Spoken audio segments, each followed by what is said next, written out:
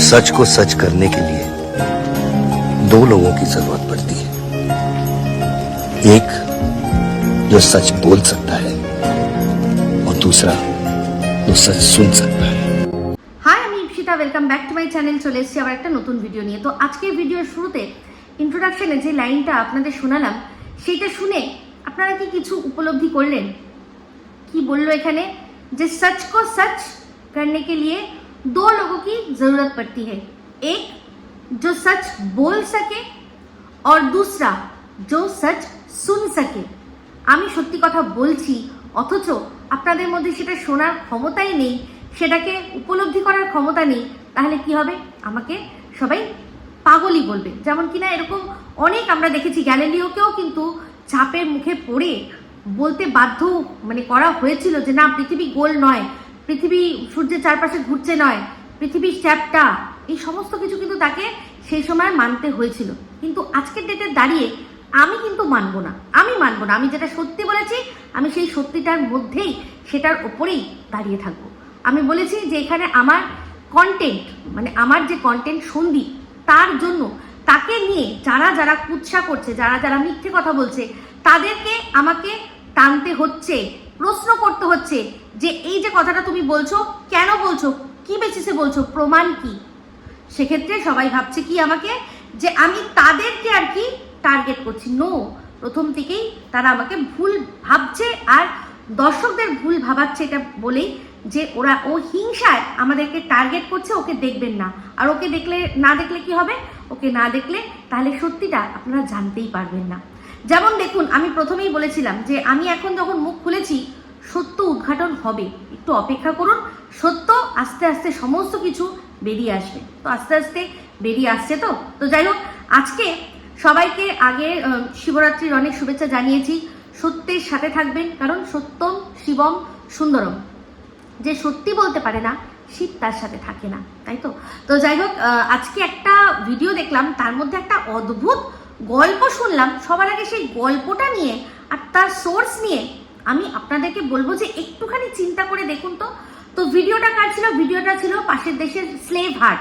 তো সেই slave heart আজকে যে ভিডিওটা করেছে, তার মধ্যে একটা এমন পচা মার্কা গল্প দিল, ভাবলো কি সবাই কি নেশা করে রয়েছে নাকি? সেই কথাগুলো সেই কথাটা সবাই বিশ্বাস করে নেবে। কথাটা বলছে কি, যে আজ থেকে 5 মাস আগে যখন সন্দীপরা তারাপীঠ গেছিল, আর তারাপীঠে রুম না পেয়ে, অনেক দামি রুম ছিল, তাই জন্য তারা রামপুরহাটে যেখানে ছিল, যেই হোটেলটায় ছিল, সেই হোটেলটার অপোজিটে ফলের দোকানে গিয়ে নাকি মানুষ খোঁজ নিয়েছে যে এইখানে যে এই যে ব্যক্তি, তার সাথে কে ছিল। তার সাথে কে ছিল? আচ্ছা চিন্তা করে দেখুন তো, একটা যে কোনো যে জায়গায় ফলের দোকান, সেই ফলের দোকান, তার উপর রামপুর হাটের মতো একটা জায়গা, যেখানে এত লোকজন, প্রচুর লোকজন, সেখানে মানুষের পক্ষে সম্ভব এটা জানা যে অপোজিটে যে আর কি হোটেলটা রয়েছে, সেই হোটেলে কে কার সাথে ঢুকছে, কে কার সাথে বেরোচ্ছে, এটা কি কখনো সম্ভব? তো যে নাকি প্রশ্ন করেছে গিয়ে, সে হোটেলে গেল না। তার যদি সত্যিই জানার ছিল, সে তো এমন সময় গেছিল যে সময় কিনা এরা নেই। বললো যে পরে গেছিল, ওরা চলে এসে তারপর নাকি খবর নিতে গেছিল। তাহলে সে তো ডাইরেক্ট হোটেলে গিয়ে খবর নেবে যে আচ্ছা আপনারা দেখুন তো, এখানে কি এ বা এ তারা কি একসাথে কেউ ছিল? এরকম কি কোনো ব্যক্তি আপনাদের কাছে ছিল? নাম বলবে, রেজিস্টার, হয়তো একটুখানি পটিয়ে পাটিয়ে রেজিস্টার দেখার জন্য আর কি বলবে, হয়তো কিছু টাকা পয়সা দিয়ে, যে একটু টাকা পয়সা দিচ্ছি, একটু দেখুন তো, নাম দেখুন তো। যদিও যেসব হোটেল, এরা সব প্রফেশনাল, এরা কখনোই কোনো দিনও তাদের যে গেস্টরা ছিল তাদের কোনো কিছুই তারা করবে না, রিভিল করবে না, যদি না প্রশাসনের তরফ থেকে জানা হয়। যদি কোনো প্রশাসনের তরফ থেকে, থানা থেকে যায় বা অন্য কোনো সংস্থা থেকে যায়, যেটা কিনা রিলায়েবল, আর যেটা কিনা তাদেরকে আর কি ওরা উত্তর দিতে বাধ্য, সেক্ষেত্রে তদন্তের স্বার্থে হয়তো তারা রেজিস্টার খুলে দেখাতে পারে কে ছিল, কার সাথে ছিল, কজন ছিল, কতদিন ছিল, সমস্ত কিছু বলবে। আরও যদি কিছু খুঁটিনাটি কিছু মাথা থাকে বলবে।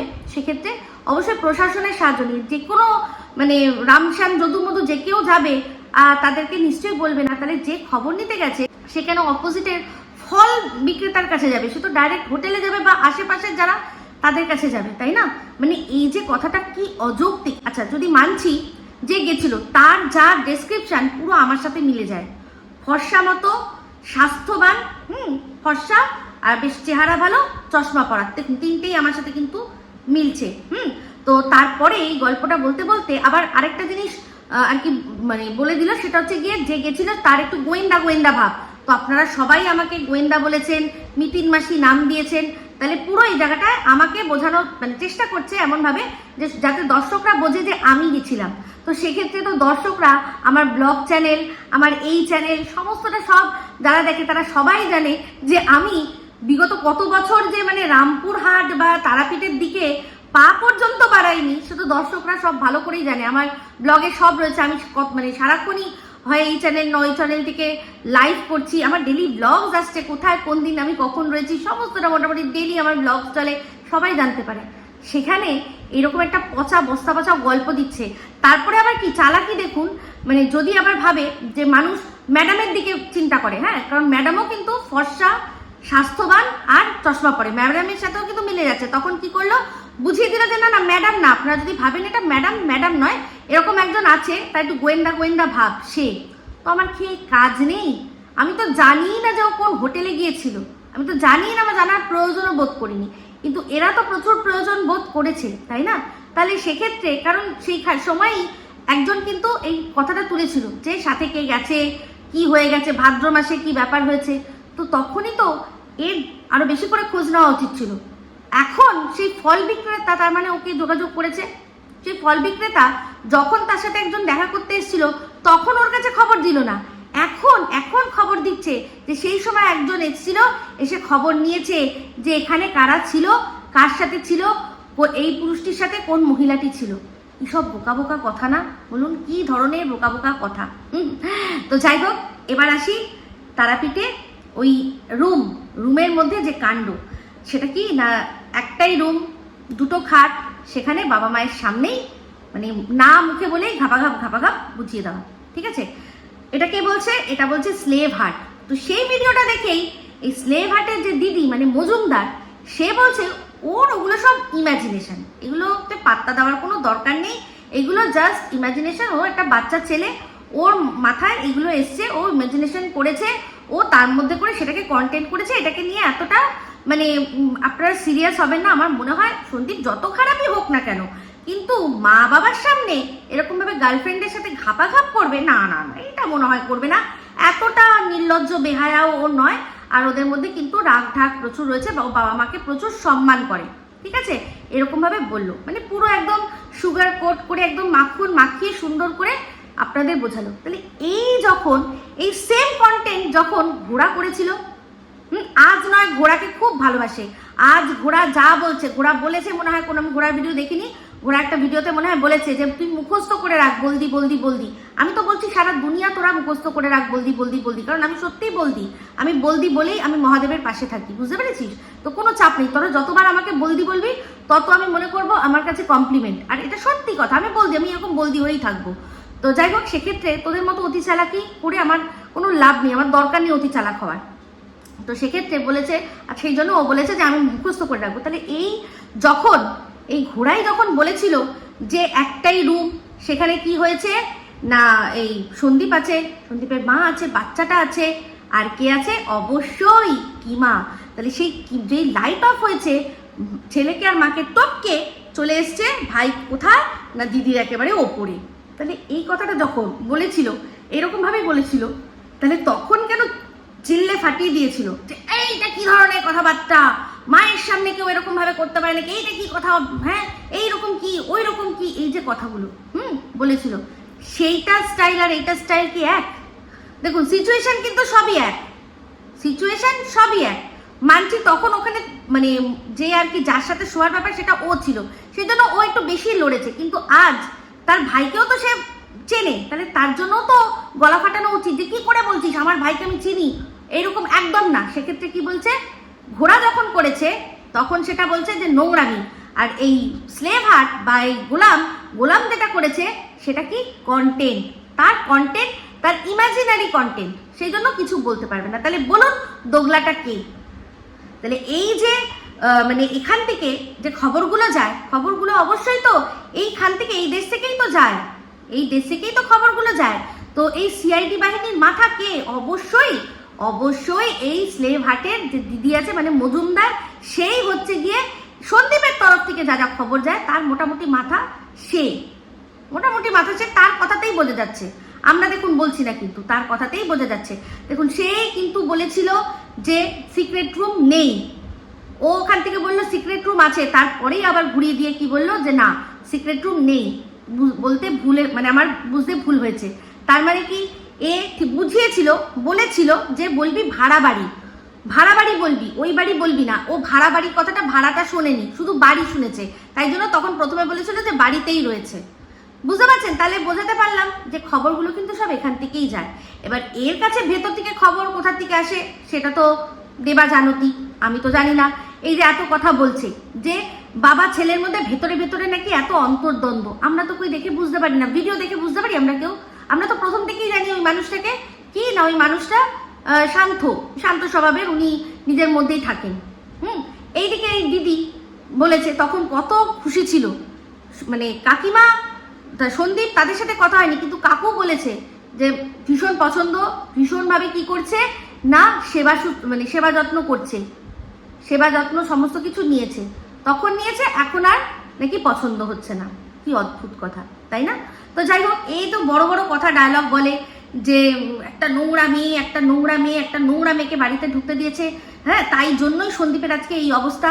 তাহলে বলে রাখি, মনে করিয়ে দেখি, যখন একে বাড়িতে ঢুকতে দিয়েছিল তখন কিন্তু দর্শকরা, প্রচুর দর্শক সন্দীপকে আনসাবস্ক্রাইব করছি বলে চলে গেছে, যে তুমি একজন এরকম একজন মানুষকে তোমার বাড়িতে ঢুকতে দিয়েছো, এই জন্যই তোমার ভিডিও আর দেখবো না। প্রচুর মানুষ, আপনারা মনে করে দেখুন, যারা এখন সন্দীপের অ্যান্টি হয়ে গেছেন তারাও মনে করে দেখুন যে প্রচুর মানুষ দিনের পর দিন বলেছে যে এরকম একজন মহিলাকে তুমি তোমার বাড়িতে ঢুকতে দিয়েছো, নোংরা মহিলা বলেই লিখেছে। তাহলে সন্দীপ তো তখন বলেনি এরকম যে না ঠিক আছে আমি নোংরা মহিলাকে রাখবো, আমি একে বার করে দেবো না, তাকে তো কোনো অসম্মান করেনি। তো সেখানে এই যার কথা বলছে ওর সাথে রয়েছে, তার প্রমাণ তো দিচ্ছে না। দেখুন কতদিন ধরে সেই মানে বলেই যাচ্ছে যে টিনের বিয়ে হয়ে গেছে। তো টিনের বিয়ের এখন যেটা আরেকটা সাবুত, সেটা হচ্ছে গিয়ে ওর নিজের মুখে স্বীকার করেছে যে ওর শ্বশুর বাড়িতে রয়েছে, সেটা একটা সাবুত বলে বলছে, ঠিক আছে, কিন্তু সেটা কি আদালতে গ্রহণযোগ্য হবে? আমরা সবাই মেনে নিয়েছি, কারণ ওর গলা আমরা পুরো কানে শুনতে পাচ্ছি যে ও বলছে যে হ্যাঁ আমি ঘোনাতে রয়েছি, হ্যাঁ শ্বশুর বাড়িতে রয়েছি। তো তাহলে এই যে বারবার করে আমাদের বলা হচ্ছিল যে হ্যাঁ ছবি চলে আসবে, আমরা ছবি দেখিয়ে দেবো, ছবি দেখিয়ে দেবো, সেই ছবি এখনো আসলো না। তার মধ্যেই তারাপীঠের ঘটনা এখন বলছে যে যেগুলো বলছে, তাহলে কি করে আমরা মানে বিশ্বাস করবো এই কথাগুলো? কি করে বিশ্বাস করব? একটা মানুষ যদি একটা মানুষের সাথে তারাপীঠে যদি সে গেছেও, তার মানে যে বিয়ে হয়ে গেছে, সেটা তো প্রমাণ হয় না, সেটা তো প্রমাণ লাগবে। সেটা হয় ওই মেয়েটি বলবে, নয় সন্দীপ স্বীকার করবে, আর না হয় কেউ ছবি টবি ভিডিও টিডিও কিছু একটা দেবে। তারাপীঠের মতো জায়গায় যেখানে কিনা সন্দীপ দেখছে যে এ মানে এদিক থেকে ওদিক গেলেই লোকে চিনে বলে দিচ্ছে, সেখানে সন্দীপ এত ওর দুঃসাহস হবে, যার নামে 498 মামলা চলছে, যে কিনা বেল নিয়ে রয়েছে, সে প্রকাশ্যে কাউকে ওখানে মন্দিরের মধ্যে বিয়ে করবে? এটা কখনো হতে পারে বলুন না? এটা হতে পারে? কেউ করতে পারে? এত ডেসপারেট কেউ হয়ে যায়নি, এত ডেসপারেট কেউ হয়ে যায়নি। তো যাই হোক, ঝিউ নোংরা কি নোংরা না সেটা আমার দেখে দরকারও নেই। আপনারা যারা ভাবছেন যে আমি ওকে সাপোর্ট করছি, আমি বলেছি যে না, আমি ও কার বাড়ির বউ হবে কি বউ হবে না সেই নিয়ে সাপোর্ট করছি না। অ্যাজ আ মানুষ আমি ওকে সাপোর্ট করছি, কারণ যে কথাটা টিনের ক্ষেত্রে আমি বলেছিলাম যে তোমার যদি তোমার বিবাহিত লাইফে তুমি সুখী না হও, তুমি ডিভোর্স দিয়ে তুমি বেরিয়ে যাও, তারপর তুমি অন্য কোনো কারোর সাথে সম্পর্ক থাকো, সেটা না ভালো লাগলে অন্য সম্পর্কে থাকো, সেটা না ভালো লাগলে অন্য সম্পর্কে থাকো। আপনারা দেখবেন আমি আমার মানে পূর্ববর্তী ভিডিওতে টিনকে কথাটা বলেছি। তাহলে আজকে যদি আমি জানতে পারি যে ঝিউ সেই সেম কাজটা করছে, সেই কাজটা করছে, তাহলে তাকে আমি কি ভাষায় নোংরা বলবো? আমি বলবো এটাই তো তোমার লাইফ, তোমার ব্যাপার, তোমার যা খুশি করো, আমার তাতে কোনো যায় আসে না। আমার বক্তব্য এটাই যে তুমি যখন তোমার বরকে ছেড়ে দিয়েছো, ডিভোর্স দিয়ে দিয়েছো, এবার তোমাদের মধ্যে হয়ে গেছে, এবার তুমি তোমার লাইফ, তোমার যা খুশি তুমি তাই করো। সেই হিসাবে অ্যাজ আ মানুষ ওকে আমি সাপোর্ট করছি। কখনোই মানে আপনারা যেটা আমাকে বলছেন যে তুমি কি চাও ও সন্দীপের বউ হোক, আমি চাওয়ার কে? আমি চাওয়ার কেউ না। আমি তো চাইলাম যে টিনের সাথে আবার ঠিকঠাক হয়ে যাক, কিন্তু সেটা হবে না। সেটা আমি বুঝে গেছি, না সন্দীপরা পারবে না টিনরা পারবে, কেউ পারবে না।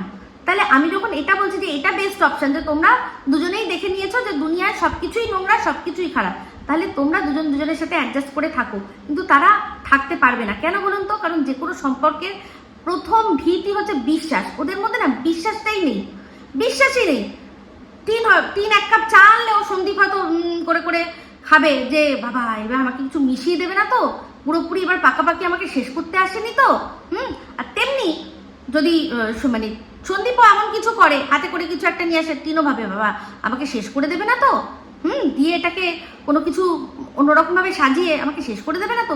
এই বিশ্বাসটা ওদের মধ্যে আর থাকবে না, মানে কোনোভাবে আসবে না, যা বোঝা হচ্ছে। মানে এত তিক্ততা এসছে ওদের সম্পর্কের মধ্যে, এত তিক্ততা এসছে ওদের মধ্যে, যে আর এটা ফিরে যাওয়ার মতো ওদের দুজনেরই মেন্টালিটি নেই, ওরা কোনোভাবেই পারবে না।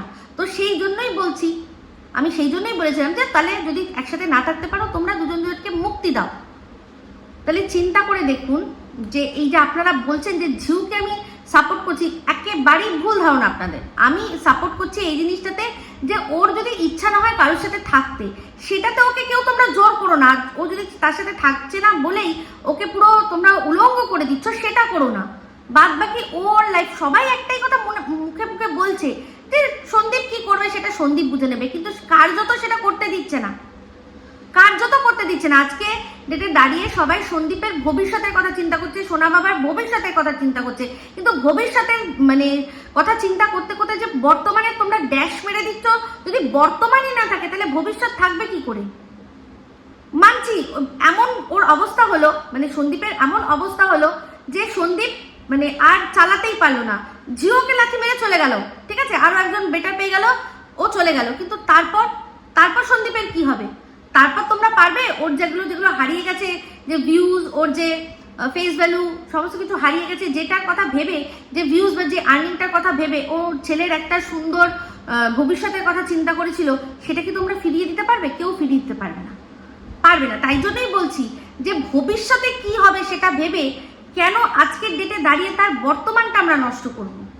ভবিষ্যৎ কে দেখেছে? এই যে আপনারা আমাকে সবাই বলছেন যে তুমি চাও যে ঝিউ ভাইয়ের বউ হোক, আমি বলছি একেবারেই না।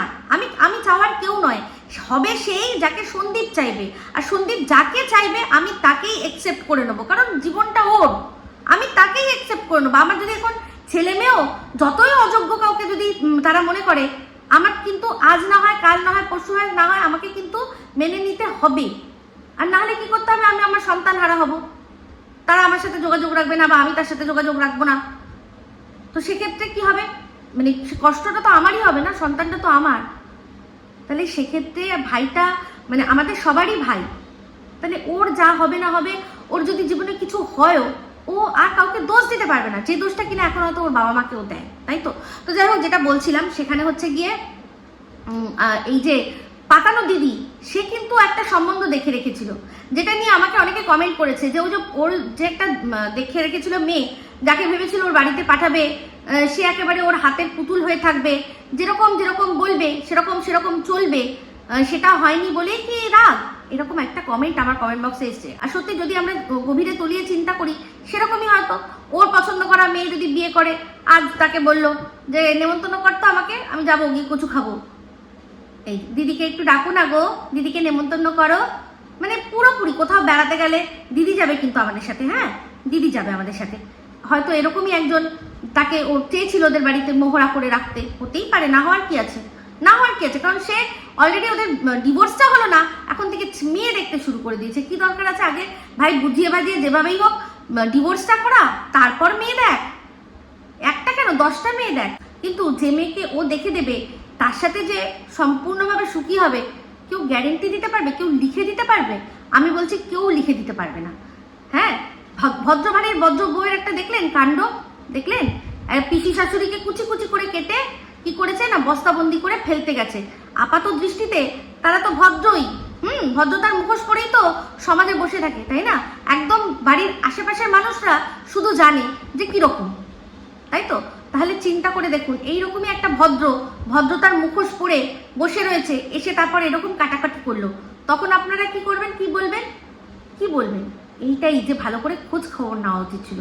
তো সেটাই আমি বলছি যে যখন তোমরা যারা একটু একটু হিন্টস পেয়েছিলে তারা একটু খোঁজ খবর নিতে পারতে, সেই দায়টা তোমরা এড়াচ্ছ কেন, এড়িয়ে সম্পূর্ণ ভাইয়ের ওপর চাপাচ্ছ কেন, তাই না? তো যাই হোক, ওই স্লেভ বলছে যে আমাকে উদ্দেশ্য করে বলছে যে আমি নাকি ম্যাডামের চাটি। তাহলে ও কি করছে? ও এই যে মজুমদার দিদির কি করছে? ও চাটছে ছাড়া আর কি করছে? প্রত্যেকটা কথাতে যে উনি এই করেছেন, উনি এত ভালো কিছু করেছেন। কি ভালো করেছেন? আর যদি সত্যিই ভালো করে থাকে তাহলে আজ যদি তার সাথে সম্পর্ক রাখছে না বলেই শুধুমাত্র খারাপ হয়ে গেল।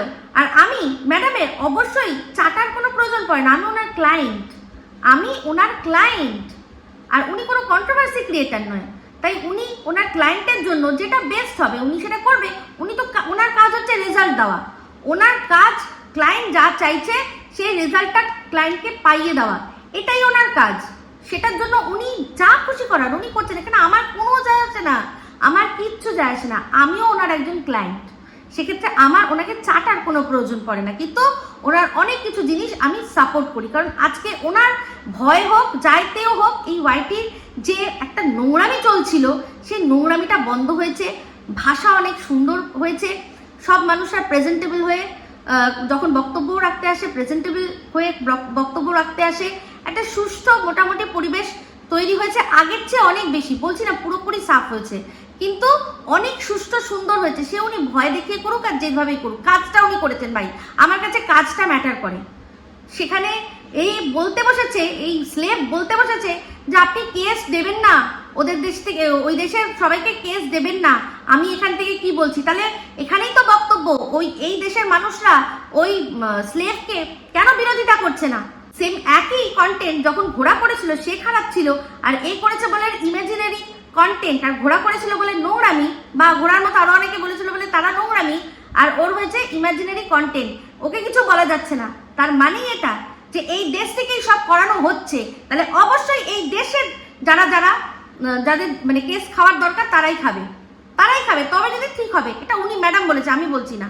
তো উনি ওনার যেটা মনে হবে, ওনার ক্লায়েন্টকে বাঁচানোর যদি মনে হয় যে ওনার অন্য মানুষদের কেস দিতে হবে তো কেস দেবে। ও হয়তো ওখান থেকে, হ্যাঁ আপনার অনেক ক্ষমতা আমি বুঝতে পেরেছি বলে হি করে হাসলো, কিন্তু এই হাসিটাই এখানকার মানুষরা হেসে দেখা উইদাউট প্রমাণ। সবচেয়ে বড় কথা হচ্ছে প্রমাণ ছাড়া একটা মানুষকে তোমরা দিনের পর দিন তার বিয়ে হয়ে গেছে, হ্যান হয়েছে, তেন হয়েছে বলছো। বক্তব্য এটাই, উনি তো এটাই বলছে যে প্রমাণ কোথায়? তোমরা প্রমাণ কি দিতে পারছো? না টিনের ক্ষেত্রে প্রপার যেটাকে প্রমাণ বলে দিতে পেরেছে, না এই ক্ষেত্রেও কোনো প্রপার প্রমাণ দিতে পারছে না। শুনাই কথাবার্তা সেটা নিয়ে বকওয়াস করে চলেছে। আর তাতে কি হচ্ছে না, সন্দীপের ক্ষতি হচ্ছে।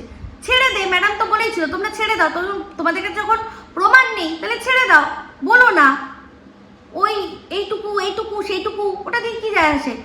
আমিও তো বলছি সন্দীপ, আমি তো জানি বলেই, ওই যে যখন সোনু দেখিয়ে দিল তখনই তো বুঝলাম যে ও হ্যাঁ ওর সাথে ফোনে কথা বলে। মেয়েটিও বললো যে আমি ওর সাথে কথা বলি। ফোনে কথা বলাতে কি যায় আসে? ঘুরতে যাওয়াতে কি যায় আসে? বিয়ের প্রমাণটা চাইছি, বিয়ের প্রমাণটা, আর কিচ্ছু না, শুধু বিয়ের প্রমাণটা চাইছি।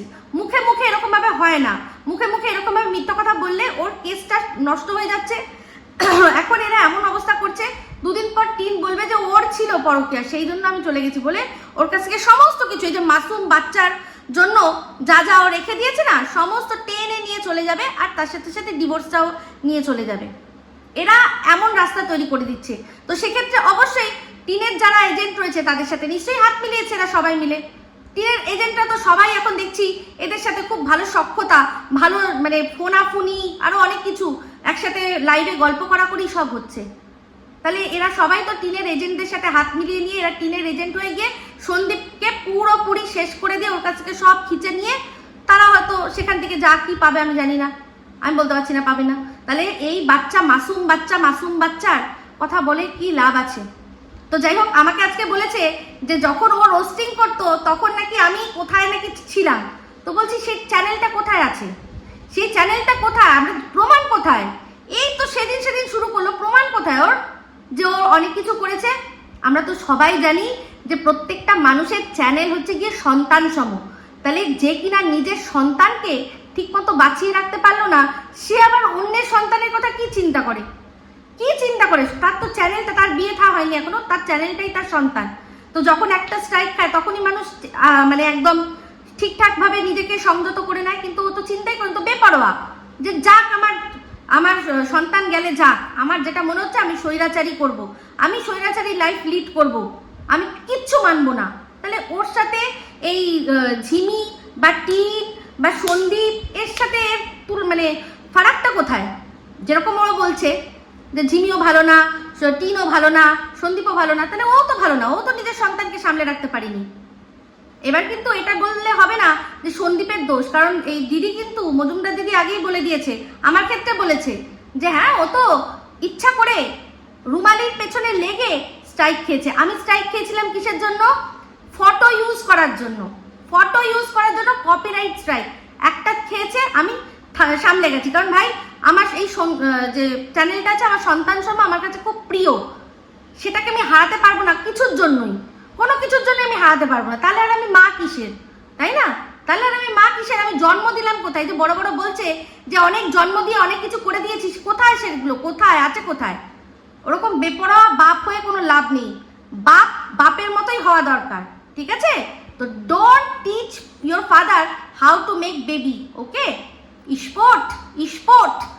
স্পোর্টম্যান স্পিরিট নেই, স্পোর্টসম্যান স্পিরিট যার মধ্যে নেই, যে সব কথায় আমি বলে দিলাম, আমি ফাটিয়ে দিলাম, আমি সবার ওপর করে দিলাম, আমি সবার ওপর করে দিলাম, সে আবার বলে নাকি বাবার কথা, সে আবার বাবার কথা বলে। বাবা নিজের সন্তানকে লুটিয়ে দিয়ে বসেছে, আর নিজের দোষে লুটিয়েছে, সন্দীপের দোষ দিলে কিন্তু হবে না।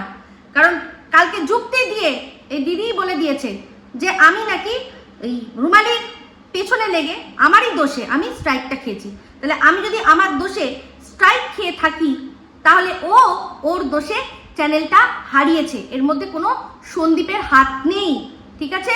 পরিষ্কার হয়ে গেল। তো সবশেষে একটাই কথা বলবো যে বেশি বাপ সেজে লাভ নেই যদি সন্তানকে সামলে সুষ্ঠুভাবে নাই রাখতে পারে, ঠিক আছে? ওই রকমই বাপ হবে, তখন ওই রকমই বাপ হবে। সন্তানরা সব হেলায় ফেলায় এদিক ওদিক হারিয়ে গিয়ে শেষ হয়ে বোমা ফাটিয়ে কোমায় চলে যাবে চ্যানেল, ঠিক আছে? সন্তান, তাই না? তো এটাই হচ্ছে বড় কথা, বেশি ভাট বকে লাভ নেই। আর একটুখানি প্রমাণ দিক কার কথা বলছে, কি অবস্থা, মানে মাথা একদম গেছে, পুরো মাথা গেছে, আর দর্শকদেরও ভাবে মনে গেছে। তো যাই হোক, এই বলেই ভিডিওটা এখানে এন্ড করছি। যদি ভালো লাগে তাহলে অবশ্যই লাইক শেয়ার কমেন্ট করতে ভুলবেন না। যারা চ্যানেলটা সাবস্ক্রাইব করেননি তারা সাবস্ক্রাইব করে নেবেন। সবাই ভালো থাকবেন, সুস্থ থাকবেন। আবার আসছি খুব শীঘ্রই নতুন ভিডিও নিয়ে। টাটা।